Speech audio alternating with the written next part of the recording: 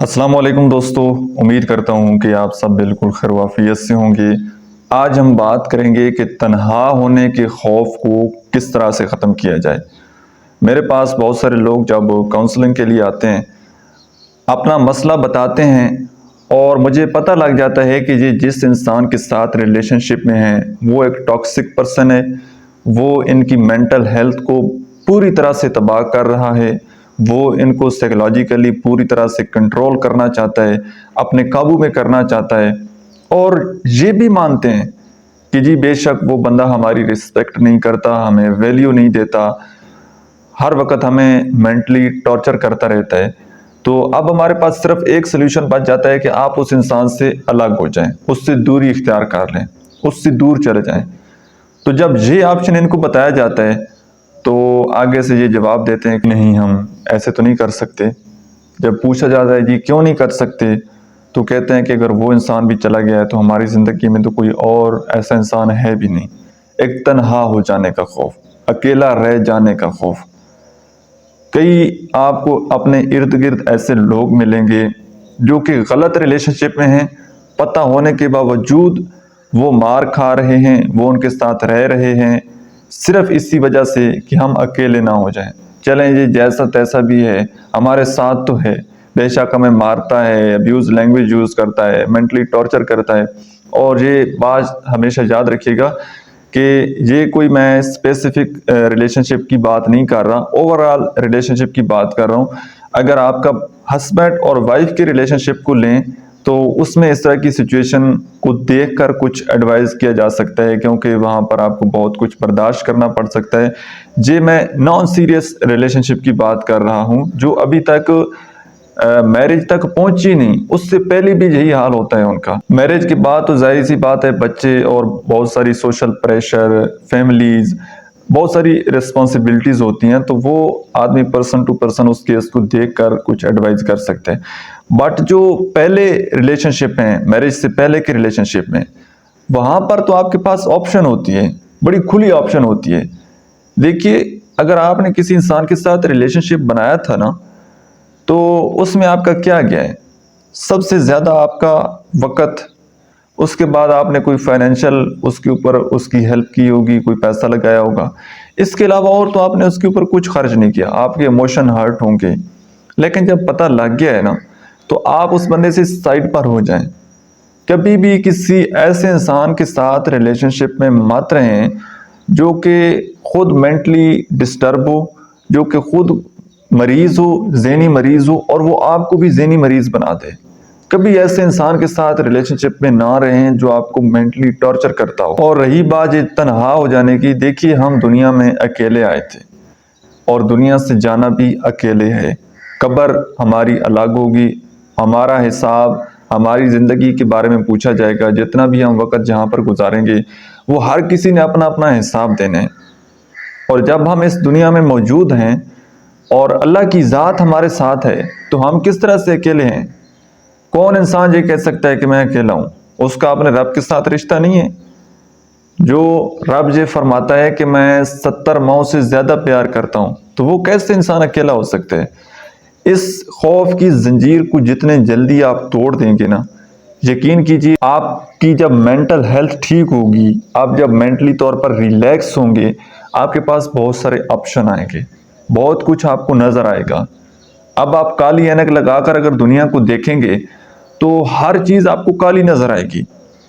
جب آپ نے ٹوٹل اپنا مائنڈ سیٹ ایک انسان کے اوپر فکس کر لیا ہے کہ نہیں بس یہی ہی ہے، یہی ہے، تو پھر آپ کو اور کیا نظر آئے گا؟ اس انسان سے مائنڈ ہٹائیں گے تو اللہ کی دنیا بہت وسیع ہے، بہت لوگ ہیں، ٹھیک ہے، آپ کو کوئی نہ کوئی اچھا انسان مل جائے گا۔ اور یہاں پر ایک بات یاد رکھیے گا، جب آپ اپنے رب کے ساتھ رشتہ بنا لیں گے تو اللہ تعالیٰ پھر لوگ بھیجے گا آپ کی زندگی میں۔ اللہ تعالیٰ پھر وہ لوگ آپ کی زندگی میں بھیجے گا جن سے اللہ خود محبت کرتا ہے۔ لیکن پہلے آپ کو کیا کرنا پڑے گا؟ اپنے رب سے اپنا رشتہ مضبوط بنانا پڑے گا، رب سے محبت کرنی پڑے گی۔ آپ کی زندگی میں فرسٹ پریورٹی پر اللہ رب العزت ہونا چاہیے کہ میں یہ کام کروں، کیا میرا اللہ اس کام سے خوش ہوگا؟ کیا میں یہ کام کروں میرا اللہ اس کام سے ناراض تو نہیں ہو جائے گا. آپ نے ٹوٹلی یہ فوکس کرنا ہے کہ آپ زندگی میں جو بھی کام کر رہے ہیں نا، اللہ آپ کے کاموں کو دیکھ رہا ہے. آپ نے دوستی، اپنے معاملات، اپنے دکھ، اپنی تکلیفیں، یہ ساری اپنے رب کو سنانی ہے. اپنے اللہ کو اپنے دکھ، اپنی تکلیفیں بتانی ہیں. پھر دیکھیے اللہ رب العزت کس طرح سے آپ کے لیے راستے کھولتے ہیں. آپ کی زندگی میں روشنی آنا شروع ہو جائے گی، آپ کی زندگی میں بہار آنا شروع ہو جائے گی. کیونکہ ابھی آپ نے ساری ایکسپیکٹیشن لگائی ہوئی ہیں انسانوں سے، لوگوں سے. اور جب تک ہم لوگوں سے امیدیں وابستہ کرتے رہتے ہیں، اور جو بندہ بھی، آپ صرف آپ نہیں، جو بندہ بھی لوگوں سے امید لگائے گا وہ ہمیشہ منہ کی کھائے گا، وہ ہمیشہ تکلیف اٹھائے گا، وہ ہمیشہ ہرٹ ہوگا. انسان کی کیا ضرورت پوری کر سکتا ہے؟ جو کہ بندہ خود محتاج ہے.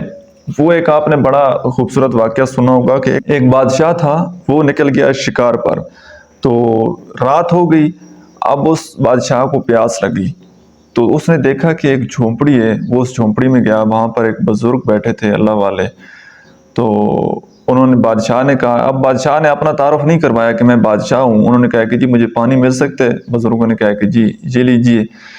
جب اس بزرگ نے بادشاہ کو پانی پلایا تو بادشاہ کے انگلی میں ایک انگوٹھی تھی.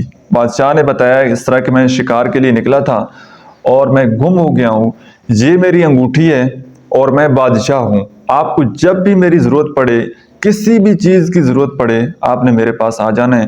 یہ انگوٹھی ہے، آپ اگر میرے باہر سیکورٹی گارڈ کو دکھاؤ گے تو وہ آپ کو اندر آنے دیں گے، کوئی آپ کو روک نہیں سکے گا. اس نے کہا کہ جی ٹھیک ہے. کچھ دن گزرے، بزرگوں کو کچھ چیز کی ضرورت پڑی. انہوں نے کہا کہ جی چلیں ٹھیک ہے، بادشاہ کو آزماتے ہیں، بادشاہ کے پاس جاتے ہیں. تو انہوں نے چلنا شروع کر دیا، اور راستے پر جو ان کے دربان تھے انہوں نے جب پوچھا تو وہ انگوٹھی دکھاتے تھے تو ان کو جناب اجازت ملتی گئی، اور وہ اندر چلتے گئے.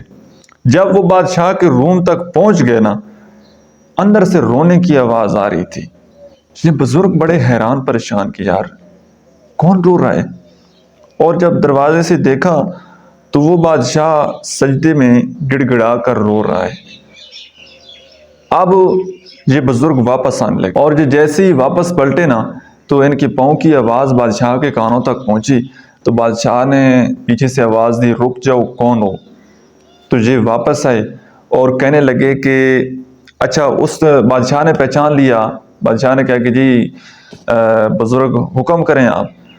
تو بزرگوں نے کہا کہ جی میں کچھ چیز مانگنے آیا تھا آپ سے، لیکن جب آپ کو دیکھے کہ آپ تو خود مانگنے والے ہیں، آپ تو خود محتاج ہیں، تو بجائے میں یہ چیز آپ سے مانگوں جس سے آپ مانگ رہے ہیں، میں بھی اس سے مانگ لوں گا. تو انسان جو ہے وہ ہمیشہ محتاج ہے. انسان کو کیا دے سکتے ہیں؟ اور اگر آپ کسی کی کچھ ہیلپ کر دیں، کسی کی کچھ مدد کر دیں، انسان میں وفا ہے ہی نہیں. حضرت علی علیہ السلام کی کوٹیشن ہے، وہ فرماتے ہیں کہ جو انسان اپنے رب کو بھول سکتے ہیں وہ آپ کو بھی بھول سکتے ہیں. جب کوئی انسان آپ کو بھول جائے تو اس میں کوئی بڑی بات نہیں ہے، کیونکہ جو اپنے رب کو بھول سکتا ہے وہ آپ کو نہیں بھول سکتا. تو امیدیں جب ہم دوسرے لوگوں سے پال لیتے ہیں تو ہم ہمیشہ تکلیف اٹھاتے ہیں، ہم ہمیشہ مایوس ہوتے ہیں. اس لیے اپنی تمام امیدیں، اپنی تمام ایکسپیکٹیشن اپنے اللہ سے رکھیں. اللہ آپ کی مدد کرے گا انشاءاللہ. اللہ سے مدد مانگیں اور اللہ کی ذات پر یقین رکھیں. اور ملنے میں تھوڑی دیر ہو سکتی ہے، اس کے لیے آپ تھوڑا سا صبر کر لیں، تھوڑا سا پیشن دکھائیں، لیکن ملے گا ضرور. اللہ کے ہاں دیر ہے پر اندیر نہیں. اللہ کی ذات پر توکل کریں گے، بھروسہ کریں گے، یقین کریں گے تو انشاءاللہ یہ دنیا آپ کی ہوگی. آپ کی ہر خواہش پوری ہو جائے گی جب آپ کا اللہ کی ذات پر یقین ہوگا، اللہ کی ذات پر توکل ہوگا. تو اللہ تعالیٰ آپ کو دنیا کی ہر خوشیوں سے نواز دے گا. لیکن جو چیز آپ کے لیے بہتر ہوگی نا، ایسا نہیں ہے کہ کچھ چیزیں آپ کو نہیں بھی ملیں گی تو اس پر آپ نے خوش ہو جانا ہے. وہ ایک بڑی خوبصورت بات ہے. اب مجھے یاد نہیں ہے کہ وہ واقعہ کس کتاب میں نے پڑھا تھا، ورنہ آپ کو وہ حوالہ دے دیتا. تو ایک آدمی نے دعا مانگی تو دعا قبول ہو گئی تو وہ خوش ہو گیا. ایک اور دعا مانگی تو وہ قبول نہیں ہوئی تو وہ اس سے بھی زیادہ خوش ہو گیا. تو پوچھنے والے نے پوچھا کہ آپ کی دعا تو قبول ہوئی نہیں، آپ اتنے خوش کیوں ہو رہے ہیں، آپ اتنے ایکسائٹڈ کیوں ہو رہے ہیں؟ تو وہ کہنے والا کہتا ہے، آگے سے جواب دیتا ہے کہ جب میں نے دعا مانگی تھی وہ میری مرضی تھی، اللہ نے میری مرضی قبول کر لی، جب میں نے پھر اور دعا مانگی تو وہ قبول نہیں ہوئی، اس کا مطلب ہے کہ اب اللہ کی مرضی چلے گی، تو میں اللہ کی مرضی سے خوش ہوں۔ اور اللہ سے ہمیشہ یہ دعا مانگے کہ جو چیز آپ کے لیے بہتر ہے اللہ تعالیٰ وہ آپ کو بن مانگے عطا فرمائے، اور جو چیز آپ کے لیے بہتر نہیں ہے، آپ کی دین دنیا کے لیے بہتر نہیں ہے، اللہ تعالیٰ اس کی مانگنے کی توفیق ہی نہ دے۔ اللہ آپ سب کو سلامت رکھے، اور اللہ تعالیٰ آپ کی زندگی میں ہمیشہ آپ کو خوشیاں اور سکون دے، آمین۔ السلام علیکم۔